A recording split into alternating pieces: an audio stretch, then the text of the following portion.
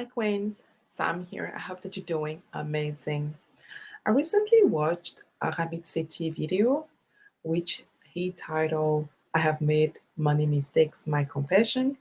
And honestly, at the end, I was like, you know what? Let me do also a video of my own money mistakes and also do a confession about it. I feel like it's confession time for me right now, right? I disappear for months and then I come back with all of this confession. As you guys know, also, I've shared recently my worst money decision. So make sure to check out that video if you haven't yet. But in this video, I wanted to really share my three top money mistakes that I think have made that I can actually remember. When I think about money mistakes, what do I have that actually come to mind? The first one, paying only minimum on my credit cards. I did that for years without even knowing what was the impact. And I believe I also made a video about this here. I'm gonna link it somewhere up here. But I've made a video of that, which was, as I believe I said, the worst. I guess like the worst advice, money advice that I was given, because I was given by a banker. That person who gave me my first credit card told me, because I was asking how this work. I've never had a credit card in my life before, only had debit card when I was living in France, but I never had a credit card. So coming here in Canada, over 20 years ago, being a student at the university and getting my first credit card, I was curious about it. How do I use this thing? And that person said, you use it to make your purchase, and then at the end of the month, you're gonna get a statement. Look at what is the minimum payment due, and make sure to pay that amount by the time that is due. And I'm like, oh, I can do that, right? Because by then I was paying my utilities. So that for me, that was the same thing, because my utility will come in. Let's say my gas will be like, okay, $50 by, I don't know, September 15th. So I know that. So it's like, okay, look at the minimum amount due, pay that by the time that it is due. So I started doing that, and I did that for years and years. And then at one point, I was just like, okay, listen, this is not working, right? Because the balance keeps on going up. Because I kept on using the card, it was not like a huge limit. It was not the only card that I was using for purchases, but for me, it was just kind of like a way to, sometimes when I was a bit tight for money, I will use it, and I was making my minimum payment. And at that time, we did not have that little disclosure that we have now on credit card statement, which I think is brilliant, which is essentially telling you, if you are going to be paying this minimum amount, just know that it's going to be taking you, let's say, 15 years to only pay this $1,000, something like that, right? So back then we did not have that. So I was clueless until I really woke up. I started getting more into personal finances and be curious about my own finances. That's where I realized this is actually wrong. Definitely, you want to pay the minimum amount on your credit card. That's the minimum that you should be doing. However, you do not want to be paying interest, because those interests are horrendous. They are horrendous. Don't even get me started on those credit card interest.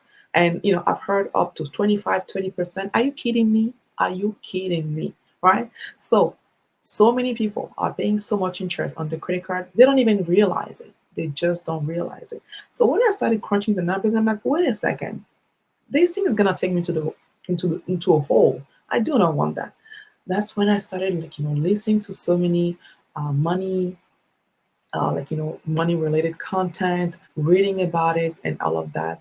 And I realized that no, if you want to have a credit card, then you need to have the discipline of paying the total balance each month. No excuses, no if but. I know that life happens and that sometimes we can't, but the credit card should be the last place for you to be carrying any balance. Get a loan, go on a line of credit, do something else. But please don't carry any balance on your credit card. So that was my you know the first money mistake that I could think of. The second money mistake that I want to share with you here is not saying no at times that I really wanted to, or like not enough, essentially. And that is mainly when it comes to dealing with money matters with family and friends.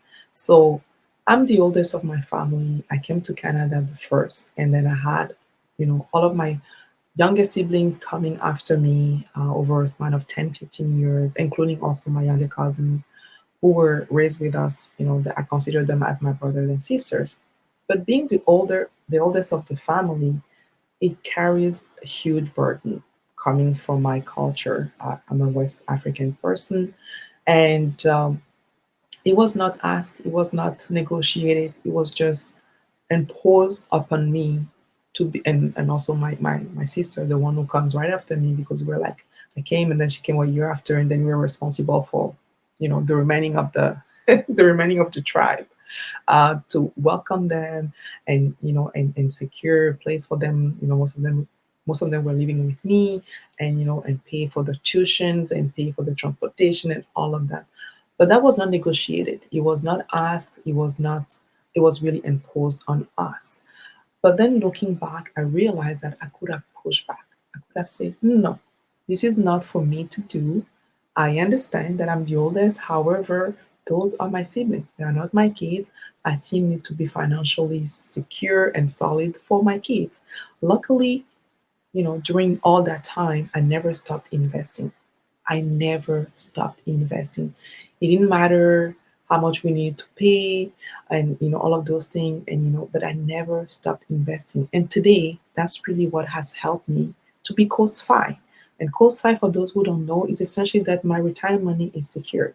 Even if I don't put a cent or a dollar into my investment, I know that by the time I reach retirement age, I will have more than enough in my nest egg. That is not even counting the pension that I'm supposed to get from my employer, or like any government benefits or anything like that. Those will come as gravy on top.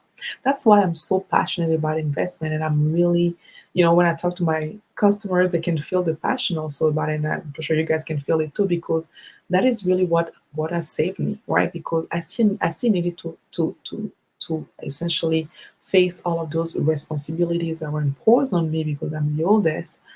But at the same time, thanks God, I did not forget about myself, and I continued to invest. Because if I did not continue investing at the time, throughout all of that time, today will be really hard for me.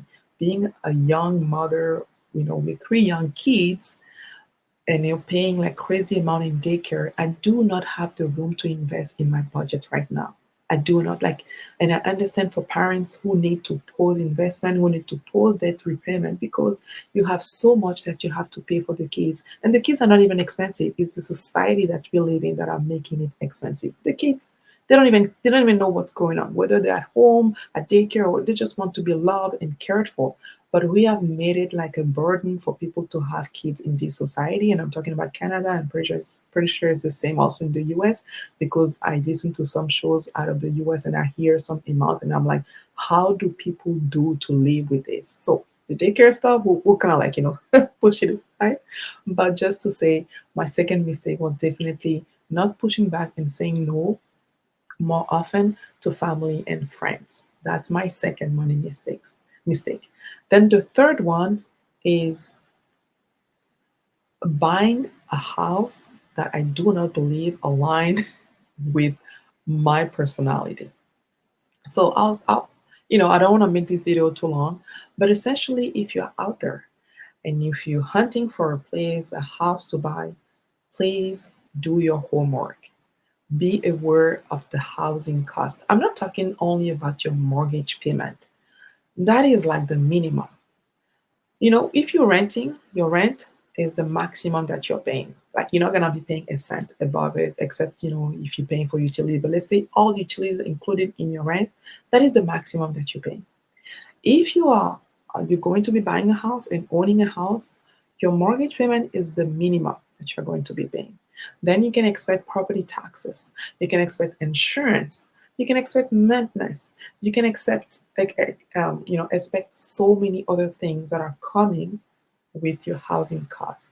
And Mid City, it talks about this as like phantom costs. And I do agree, because the phantom cost, nobody really talked to you about that, when you're like so excited and ready to buy the house.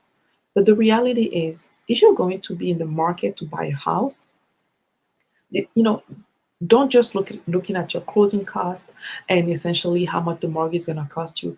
Look at, on an ongoing basis, how much you think this house is gonna be costing you, because you need to have that amount, not like, fully for a year, but you really need to have some sort of like savings aside. Because I bet you, Murphy Law, as soon as you're gonna move into that house, even if the inspection was clean, everything was good, something is gonna break. The AC is gonna break, the water heater is gonna break, your dishwasher is gonna break. I guarantee you something is gonna break. That has happened to me. We moved in within like 3 months, the AC was gone, gone, gone. Luckily, it was like September, October, and at that point, I didn't care that much. But come summer, the following year, I had to get a new AC. But I had a little bit of time to save.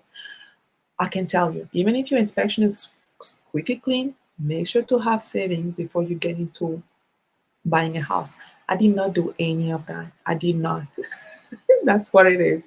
I saved enough to put the 20% because I didn't want to have to pay any PMI fee, but I didn't have like a chunky savings account to really, help me for any maintenance, ongoing maintenance, really. So each time there was something, I was taking the heat, right? So it was like, okay, I have to pay this. Do I need it now? And all of those things. It's headache. So my third money mistake is really not doing my homework before buying a house for, a place for me to live. And maybe when you're buying a real estate investment, it's a bit different because you're going to be renting it.